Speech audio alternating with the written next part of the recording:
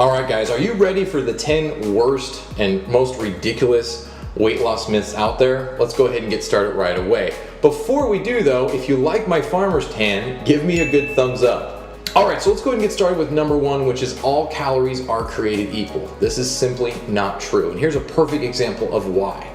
You take 200 calories of steak and you take 200 calories of soda and you consume both of them at separate times and just see what happens to your metabolism. My best guess is if we're just talking about satiety, which is the feeling of fullness, you're going to feel much more full from 200 calories of steak than you are going to feel from 200 calories of soda.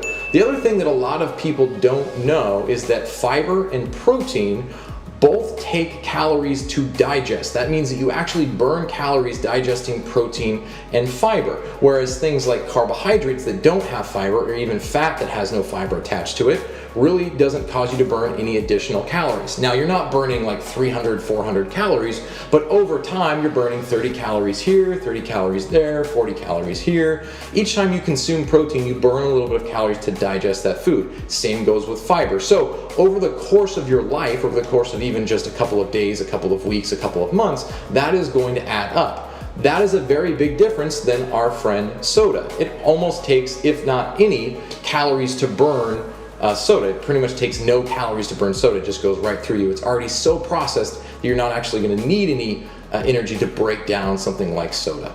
Alright, so let's go to tip number two, which is once you start losing weight, it's a linear process. You just continue to lose weight over and over and over, and you can actually predict it. This is a huge myth, and I think that there are more people out there that get this confused than almost any other myth. Once you start losing weight, it is going to be a roller coaster ride. Some days you're going to be heavier, some days you're going to be lighter. I'm going to post right here a couple of graphs from my own clients showing that almost every single time they lose a substantial amount of weight, they actually gain weight beforehand. So here's an example.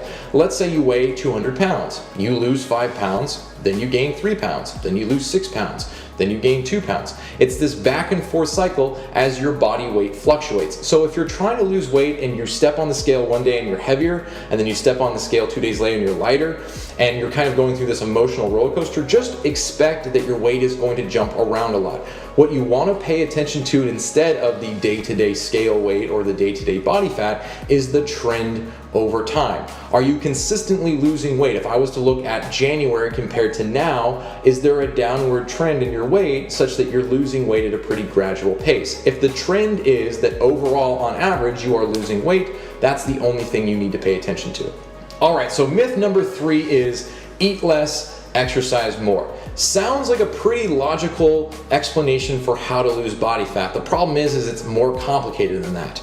Yes, eating less can help you lose weight over time, but there's a very distinct difference between eating less calories and eating less food. Let me explain why. So, again, let's go back to that all calories aren't created equal. If I eat 200 calories of broccoli versus 200 calories of peanut butter, I could very easily eat 200 calories of peanut butter because it's roughly about a tablespoon. Now I could do 4 of those, and that would be somewhere in the neighborhood of 500 to 600 calories.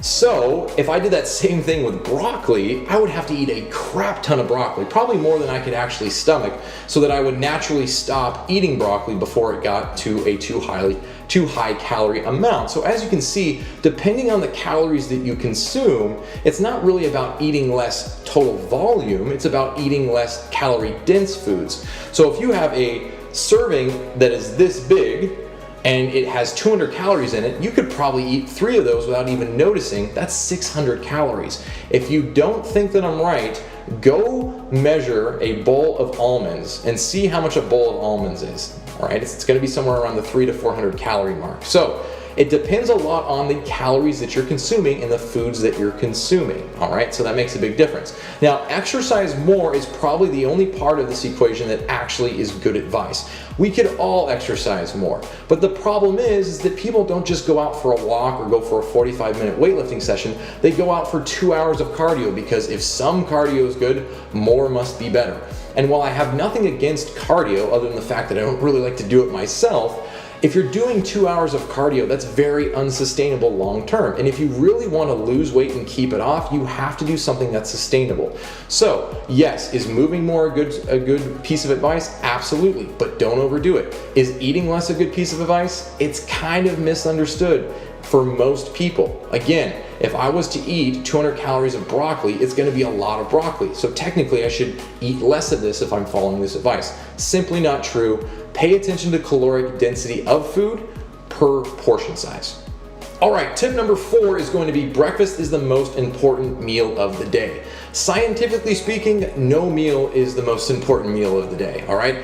The meal time in which you eat, so if you eat breakfast or if you skip breakfast, it doesn't really matter. You want to do what works best for you to keep a well-balanced and healthy nutrition plan, all right? So if skipping breakfast works good for you, that's fine. If eating breakfast works good for you, that's fine.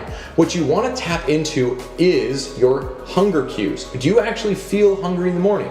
Do you just eat breakfast because you've been told it's the most important meal of the day? It's simply not factually true. I wake up every single morning and I am not hungry until at least 10 a.m. and I usually am not really hungry until noon, and so I just have lunch and dinner. Now, some people wake up starving and they maybe had a lighter dinner or maybe they didn't have as much food the day before and they're gonna have breakfast, and that's completely fine. Remember, the time of day that you eat is not as important as the total amount of food that you eat or total amount of calories if we're being specific. So remember, if you wake up in the morning and you don't feel hungry, don't eat. Use your hunger cues as a good indication of when you're actually hungry and when you actually need to eat. All right, we're on to number 5, and number 5 is eating carbs after 6 p.m. automatically stores them as fat. This is probably my favorite because when I was first doing any kind of bodybuilding or lifting weights, this is something that I was told, and so I wouldn't eat carbs after 6 p.m. There is no scientific basis for this. There is no logic really behind this. I think where it comes from is this idea that after 6 p.m. most of us aren't doing anything active, and carbohydrates really help with doing things like weightlifting and any type of strenuous activity. It gives you more energy.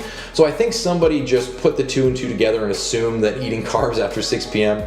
made them store as fat because they simply weren't being used, and that's not true. Fat is stored based on total caloric intake.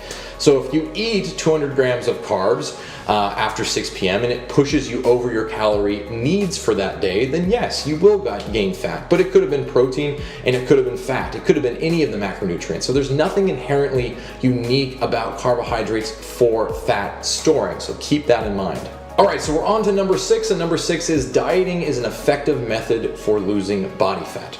All right, this is simply not true, and here's why. Dieting is a short-term practice that has extreme principles or extreme methods, all right? Like the ketogenic diet, cut out all carbohydrates, even the ones that have fiber in them to a certain extent.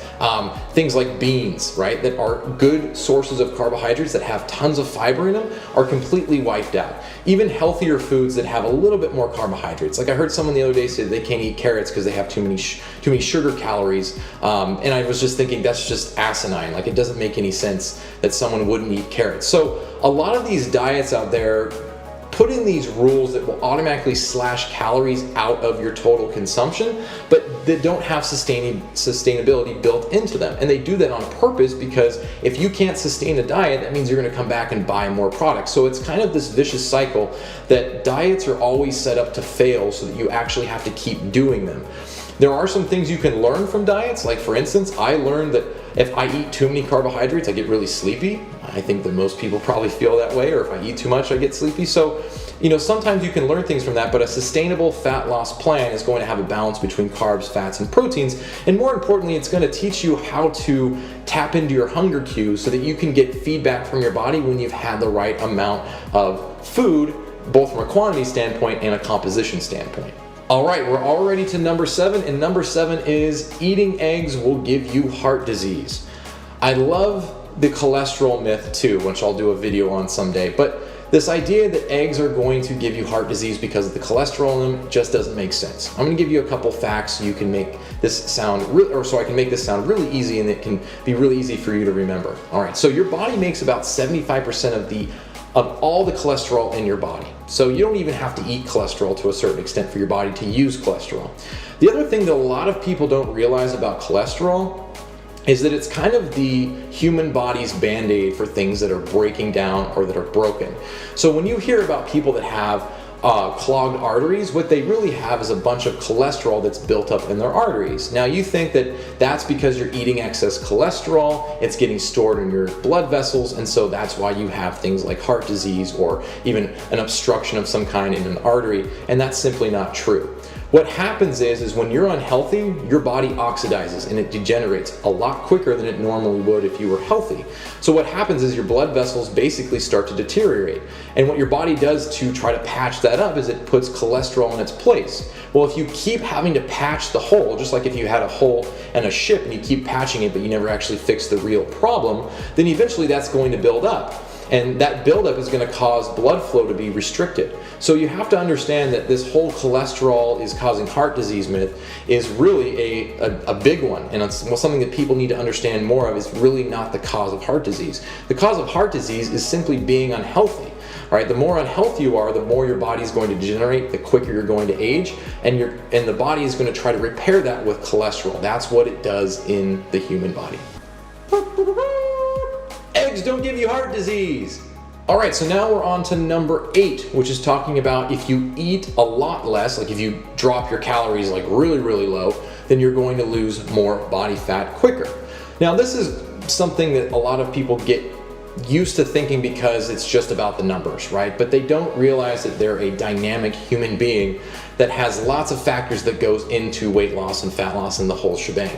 So if you eat 2,000 calories and that keeps your weight the same and you say, oh, well, I'll just drop 1,000 calories and I'll lose body fat really quickly, the problem with that is that your body is not only going to adapt to that, but you're gonna feel like crap. And if you feel like crap when you're trying to lose weight, it's gonna be really stinking hard to continue to lose weight, and even after that, keep the weight off. So what you wanna do is you wanna try to lose weight at a rate that works really well for you and that's sustainable for you, all right? It might not be the quickest, it might not be the most amazing weight loss you've ever had, but the idea is that if you're losing weight at a rate that allows you to sustain the weight staying off, that should always be the priority over how quickly you lose, right? There have been shows like The Biggest Loser that show people losing weight really fast. Guess where all those contestants are today? They're all back at their normal weight. So if you want to avoid doing something like this, don't cut your calories too dang low, because if you do that, it's just going to be a lot harder to maintain it over the course of your life. All right, so we're now on number 9, and this is probably one of my favorites in the group, which is if you eat carbohydrates, you will store them as fat automatically. Now this one comes from all the Atkins and the keto groups and all this blood sugar hormone regulation and all this stuff, and I get what they're saying. I think it makes some sense if you're thinking about things in the context of total food. But the problem that nobody seems to want to talk about is the different types of carbohydrates that are out there. There's a very distinct difference between a soda and a can of beans, right? They're both carbohydrates, but they're very different. It goes back to our first tip, which is all calories are not created equal, all right? Same with fruits. A lot of people believe that you shouldn't eat fruit because it's fattening because of the sugar in it. Well, the difference between fruit sugar and table sugar or soda sugar is that the fruit actually has fiber in it, and fiber makes a huge difference to how sugar is metabolized. So if you're out there fearing fruit, stop worrying about fruit. It's the sugar in fruit, as long as you eat it in the fruit, is not going to make you fat. And even sodas aren't going to make you fat. I'm not saying you should go out and drink a ton of sodas, but listen, if you're keeping things in control and you're being moderate about how much you're consuming, it's going to be so much easier to get rid of this whole idea that carbohydrates inherently make you fat. Again, there's a huge difference between whole food carbohydrates like beans and processed carbohydrates like a soda. All right, guys, so that brings us to our final tip, tip number 10. This one is going to make a lot of people mad, but I need to give you the correct advice, and that is exercise is effective for fat loss. Unfortunately, if we just went to the gym and exercise is not enough to burn body fat. It just doesn't work that way.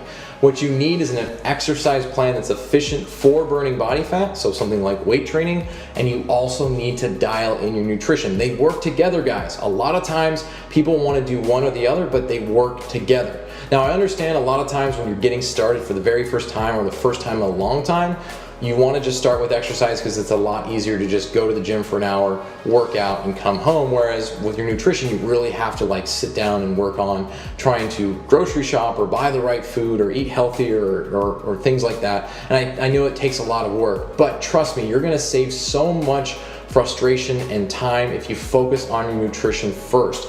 If you hate doing cardio, make sure you let me know in the comment section below. If you can dial in nutrition even a little bit better than it is right now, your exercise will actually promote more fat loss, all right? Now, the other thing that I want to point out is that when you feel better, it's so much easier to exercise. If you've been eating a lot of junk foods and you've just been eating crappy food for a really long time, exercise is going to be the most miserable experience. It's why people don't really exercise unless they have to these days. But if you feel good because the food you're eating is from the earth, it has lots of vitamins and nutrients, it's got good calories in it and all this really good stuff for you, you're going to actually possibly want to exercise because you feel so good. And when you do exercise, although it's going to be tough, it's going to feel a lot better than it would if you were just burning junk fuel like, crackers and Cheetos and ice creams and crappy things like that. So anyway, guys, that is my video today. Thanks for watching. I really do appreciate you sticking around all the way to the end. If you enjoyed today's video, don't forget to hit that subscribe button so that you can get more videos from me every single week. And then if you guys really want to support my channel, a big thumbs up would really help get my video out to more people. You can also share this on your social media, wherever you're active, Twitter, Facebook, Instagram, even if you want to. The more that you can get the word out and the more you want to support me, the better it is for everyone, and I would really appreciate that. And then guys, if you have any comments, questions, or concerns, feel free to leave them down below. Before you go, guys, let me know which myth was the most surprising to you.